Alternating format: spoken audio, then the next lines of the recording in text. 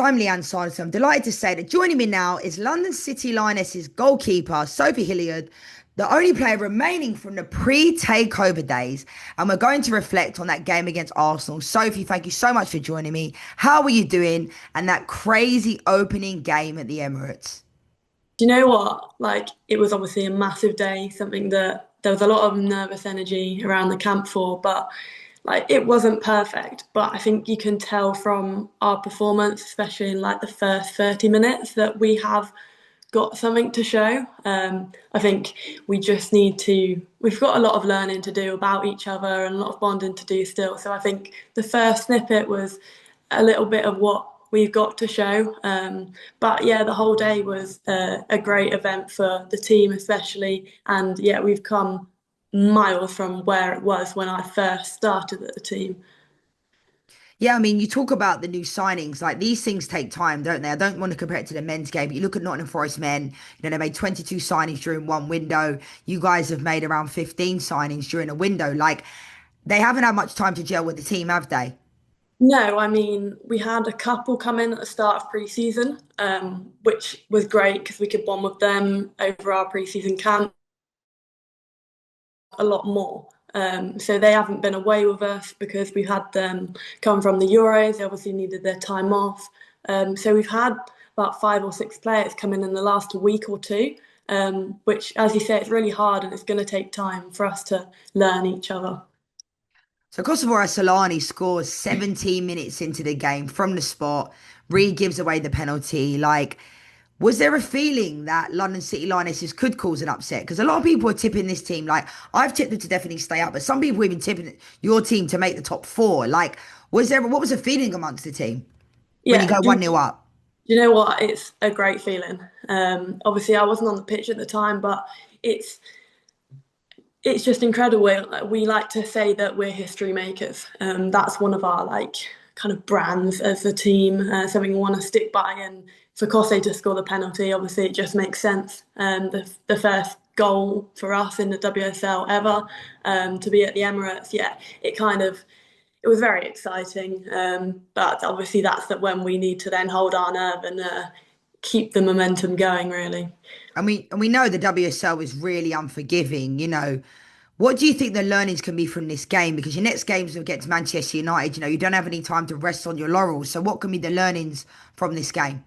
No, I think the first 30 minutes is where we look at ourselves and be like, that's what we need to be. That's the team we need to carry forwards and do that for 90 minutes as opposed to 30 as such. But yeah, it's just to stay switched on. And as I said before, we are still learning each other. So we just need to stay bonded as a group, not let the result affect us because it's not the end of the world. It's one game, and we've still got a lot to give.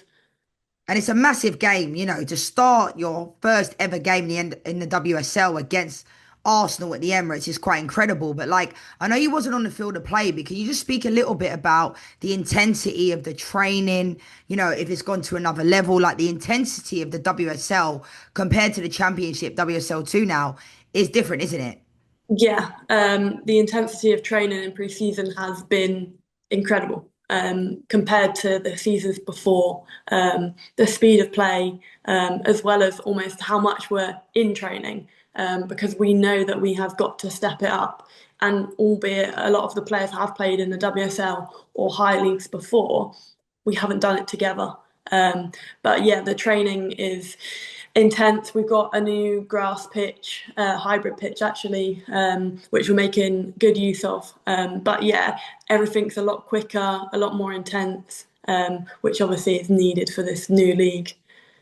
Yeah, and a lot of emphasis is on Michelle Kang. I mean, I'm in America right now working. She's obviously Washington Spirit, Leon owner, owner of your team. She certainly, doesn't shy away from investing in women's football, and I absolutely love it. Like, do you think it's like a bit of an added pressure that she's brought in all these signings? So everybody's then thinking, it's not going to be like Crystal Palace or Bristol City. You guys are definitely staying up, and you could be pushing for Champions League spaces. Like, the people just need to take, their foot off the gas a little bit to just kind of let you guys breathe. I mean, the pressure is kind of good. Like we know as individuals that we have brought in the world's best players. But I do think everyone will understand that it does still take time for us to learn each other. Um, but like with Michelle, she has given us nothing but support. It's not only bringing in the best players, it's like she wants to train us as females, and that's very different to a lot of other clubs. She's obviously invested in women's sport as well as just women's football. So she's actually showing that she wants to kind of pave the way forwards and coach us as females and stuff like that. So I think, yes, there is an element of pressure. We've brought in all these players, and the players that she's brought in have actually helped us and are going to help us create a good environment. They've obviously been at the top level. So they're kind of guiding what we do and what we need. And we've got a lot of leaders in the group. So that's really helpful. But like, yes, there is pressure with Michelle, but she's done nothing but help us and support us. And I don't think we're worried about relegation. Like our idea is not that we're going to be fighting relegation this season. We do want to push higher up, and other people expect that from us, but we don't doubt that we can do that. Do you feel more pressure when Michelle's at the games? Because I love the fact she's visible. I mean, I've been at games. I travel a lot around to do WSL and NWSL. And there was one week I saw her at all three of her team's games, visibly in the crowd. Like, it's incredible, the backing. But does the team, like, what is she like? Like, I had Emily Orman on and Sophie, your goalie coach, like the end of the year when you guys got promoted. Like, what's it like when she's in the room? Because when I've been around her, it's like she has this aura around her where she's like this methodical character, but you're like, wow, you're amazing. Yeah, like, do you know what? She is amazing. And when she is there and when she comes into our team huddle, all eyes are on her. Everyone is silent, and you're listening to exactly what she has to say because she is just so cool. What Um, type of stuff does she say? Because she doesn't really speak that much to like the media and stuff. No, she's actually just very like supportive. Like if we've not done so well or if things aren't going our way, she still has that backing behind us. There's no you have to kind of do this or else kind of thing. She is very supportive, and I think she has a lot of trust in the players and in the staff. Um, but when she comes to the games, I think now, because she's been to so many games, there isn't an added pressure. It's just like, oh, Michelle's here to support us. So we feel that kind of not just she's some woman that pays for things, she is like actually part of us. And I think that's what she wants to be as well. Yeah, I mean, I completely agree, and I love her. I think she's fantastic. The amount of money she's invested, not just with your team, but all the teams she's in, US Soccer, she gave them so much money. It's amazing.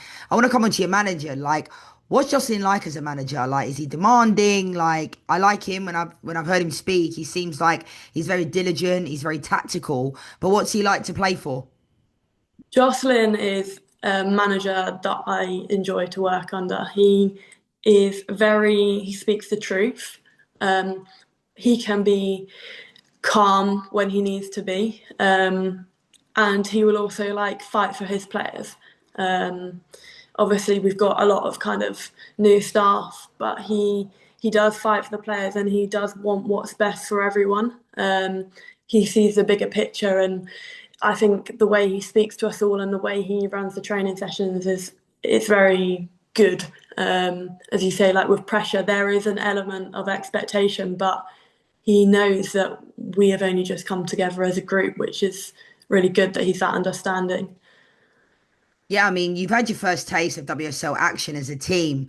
Coming up against Arsenal at the Emirates doesn't really get much bigger than that. No, What are the aims and objectives for the team this year? I mean that's a hard one to say. I know Kose has said that she wants to fight the top four, but So that's where it's come from. I I do remember like we've had meetings and things, and we just know that we're not in to fight relegation. We are here to push.